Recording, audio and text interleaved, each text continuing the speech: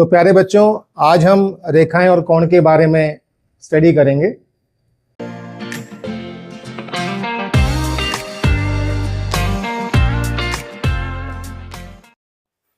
कोणों को समझने से पहले हमें 3 टर्म्स मालूम होने चाहिए।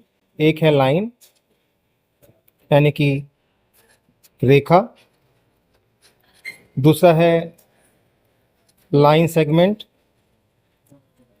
यानी कि रेखाखंड, और तीसरा है रे यानी कि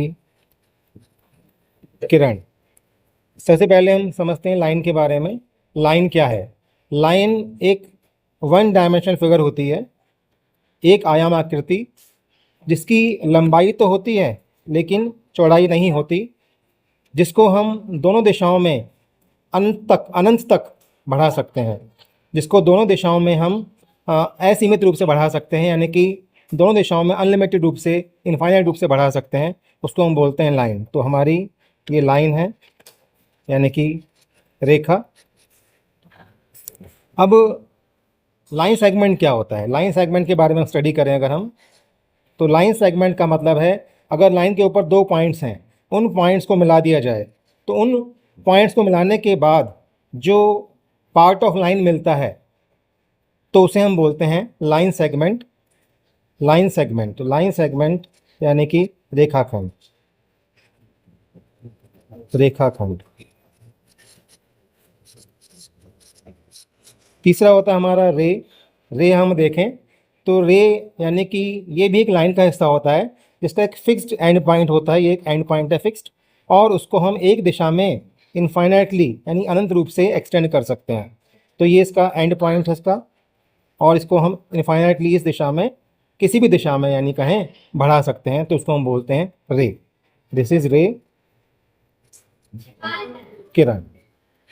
अब जब 2 किरण, 2 रे आपस में मिलती हैं तो बनता है कोण। मान लिया एक रे ये है, एक किरण ये है, इसका एंड पॉइंट ये है, और एक किरण ये है, इसका एंड पॉइंट भी सेम है। यानी कि जब 2 किरण, 2 रेज जिनका एंड पॉइंट सेम होता है, ठीक है, आपस में मिलती हैं, तो उनसे बनता है एक एंगल। क्या बनता है? एंगल बनता है, जिसे बोलते हैं हिंदी में कोण।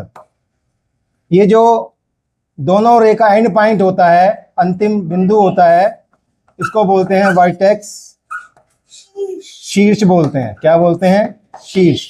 और ये जो 2 रेज हैं इनको बोलते हैं आर्म्स यानी भुजा। क्या बोलते हैं इन्हें? भुजा। ये भी भुजा है और ये भी आपकी क्या है? भुजा। क्या है? बात समझ में आ गई बच्चों? अब हम डिफरेंट एंगल्स के बारे में पढ़ेंगे। आपको ये तो मालूम चलेगा कि एंगल बनता कैसे, कौन बनता कैसे है। तो ये जो एंगल है, ये भी कई प्रकार के एंगल होते हैं। तो हम इन एंगल्स के बारे में, कितने प्रकार के एंगल्स होते हैं, इनके बारे में हम स्टडी करेंगे। तो प्यारे बच्चों, अभी हमने समझा था कि एंगल क्या होता है, कि जब 2 रेज जो होती हैं, जिनका ओरिजिन, जिनका एंड पॉइंट कॉमन होता है, उनसे एक एंगल बनता था, उनसे कोण बनता था। तो अभी हमारे 5 प्रकार के डिफरेंट एंगल्स हैं जिनके बारे में स्टडी करेंगे। एक होता है न्यून कोण, एक्यूट एंगल, समकोण, राइट एंगल, अधिक कोण, ऑब्ट्यूज एंगल, रिजु कोण, स्ट्रेट एंगल, और प्रतिवर्ती कोण, रिफ्लेक्स एंगल। तो न्यून कोण क्या होता है बेटे? एक ऐसा एंगल जो 0 से बड़ा होता है और 90 से छोटा होता है। नहीं, 0 और 90 के बीच में जब एंगल होता है उसको हम बोलते हैं एक्यूट एंगल। अगर इसके शेप देखें तो ये बनता है, ये मान लिया एक रे ऐसी है आपकी, ये इस प्रकार खुल रहा है। ये रे ऐसे खुल रही है, इस प्रकार ऊपर की ओर जा रही है। ये हमारा मान लिया ए है, ये ओ है, ये बी है। तो ये एक एक्यूट एंगल होगा। अगर इसको मानता हूं मैं एम, तो एम जो है, एम की मेजरमेंट जो होती है 0 और 90 के बीच में होती है। 0 डिग्री और 90 डिग्री के बीच में। यानी कि ये एंगल जो है 0 से बड़ा होगा और 90 से क्या होगा? छोटा होगा। अगर हम बात करते हैं हम समकोण की, राइट एंगल की, इसमें ये जो एंगल होता है ये 90 डिग्री का होता है। जो भी एल शेप में एंगल बनता है, एल शेप में इस प्रकार एंगल बन गया हमारा ये, तो ये कौन सा एंगल होगा? राइट एंगल होगा।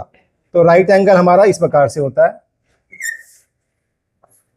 ये ए ओ बी, ये स्क्वायर बॉक्स आपका आता है यहाँ पर मान लिया एम है, एम यहाँ पर 90 डिग्री के बराबर होता है। ये बात समझ में आ रही है बच्चों? फिर आपका होता है ऑब्ट्यूज एंगल, अधिक कोण। अधिक कोण जो होता है वह 90 से बड़ा होता है और 180 से छोटा होता है। तो ये आर्म और खुल जाएगी। जब ये आर्म और खुलती है तो 90 से बड़ा देखिए कैसे बनेगा हमारा ये मान लिए एक आर्म है ओ बी, ये 90 था तो ये इस प्रकार खुल गया, ये इस प्रकार इतना खुल रहा है ये एम। तो ये आपका ऑब्ट्यूज एंगल है, यानी अधिक कोण है। अधिक कोण है, इसमें एम जो होता है, एम की वैल्यू 90 से बड़ी होती है और 180 से क्या होती है, छोटी होती है। तो ये मेजरमेंट है इसका एंगल का, हमेशा 90 से बड़ा होगा और 180 छोटा होगा। तो एंगल कौन सा हुआ, ये हुआ अधिक कोण हुआ, ऑब्ट्यूज एंगल हुआ। अब इसके बाद आपका आता है रिजु कोण, स्ट्रेट एंगल। तो स्ट्रेट एंगल जैसे आप बात देख रहे हैं, जब ये आर्म सीधी हो जाती है, ये ओ बी,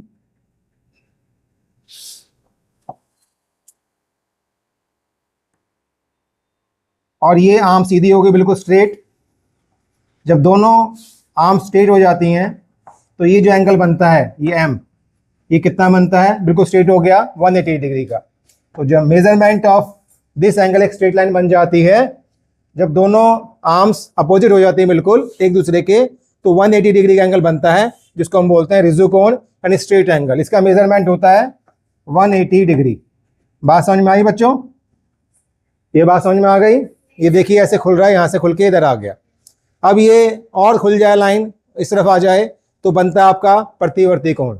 ये लाइन है मान लिया, ये ओ ए, एक रे आपकी है वाली, आर्म है एंगल की। अब ये खुलते हुए जो है इधर आ गया, ये खुलकर ऐसे हो गया, यहाँ से खुलते खुलते इधर आ गया ये, तो एंगल ये वाला बन रहा है एम। सही है, ऊपर वाला, नीचे वाला नहीं, ऊपर वाला। तो ये वाला जो एंगल होगा इसको बोलते हैं प्रतिवर्ती कोण। इसका मेजरमेंट जो होता है 180 से बड़ा होता है और 360 से क्या होता है, छोटा होता है। तो मेजरमेंट 180 से बड़ा और 360 से छोटा। अब एक और कोण होता है, अगर मान लिया ये जो आर्म है, ये वाली आर्म ओ ए, यहां से खुलते खुलते ये बिल्कुल दोबारा यहां पर आ जाए, यानी कि एक पूरा सर्कल बन जाए। क्या बन जाए, पूरा सर्कल बन जाए, तो उसको बोलते हैं कंप्लीट एंगल। क्या बोलते हैं, यानी पूर्ण कोण। पूर्ण कोण, कंप्लीट एंगल। ये कितने डिग्री का होगा बेटे, 360 डिग्री का।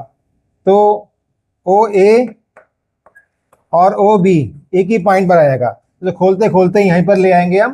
तो जब पूरा घूम जाता है ये आर्म और आकर उसी पर मिल जाती है, तो ये जो एंगल बनेगा कितने डिग्री का बनेगा, सर्कल बन जाएगा ये। तो कितने डिग्री का बनेगा बेटा, ये 360 का बनेगा। इसको बोलते हैं कंप्लीट एंगल, यानी कि पूर्ण कोण।